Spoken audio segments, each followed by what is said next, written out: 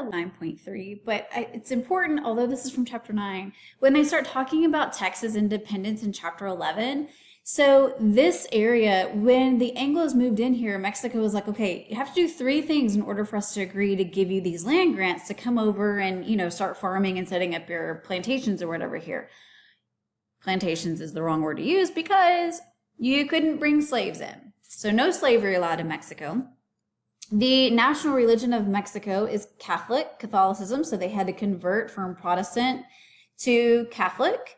And then also they had to learn how to speak Spanish because that is the language of Mexico.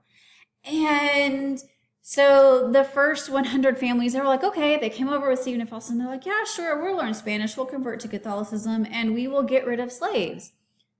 Spoiler alert, they don't do any of those 3 things. They rewrite their slave contracts to where they are free, but in a state of slavery for the rest of their lives. So they still have slaves brought over. And some people just like, whatever, we're not getting rid of our slaves. So they are bringing slaves into a free territory at the time. They don't convert to Catholicism and they don't learn Spanish. So the 3 things that they were supposed to do, they don't. Also, it's really important to note, and I sometimes think we forget this, is yes, there were white U.S.-born people living in Texas who were going to fight in the Texas independence. Also, there are native Mexicans that are born in Texas that are going to also join the fight for Texas independence. So you have Mexicans and you have Anglos that are both fighting together against Santa Anna in the Texas independence.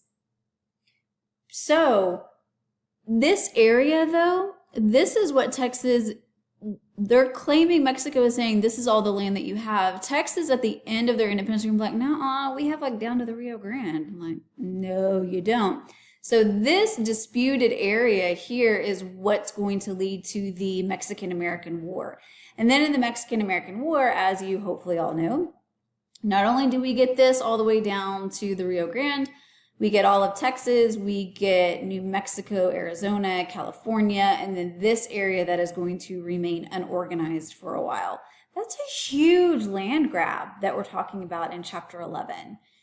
Also in chapter 11, it talks about how when we get all of this land, this is going to become void because we are going to try to expand slavery beyond and into this area.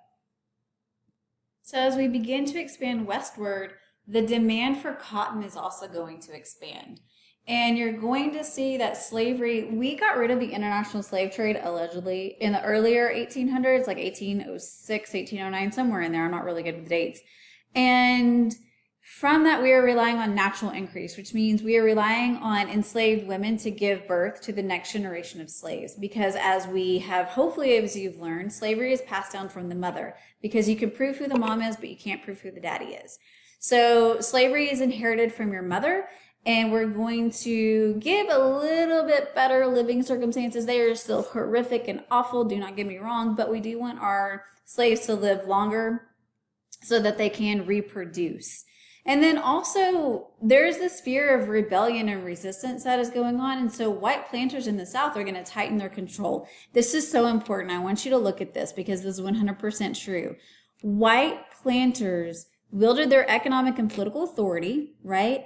But they also promoted an ideology of white supremacy. Y'all, white people came up with white supremacy in the South. Imagine that.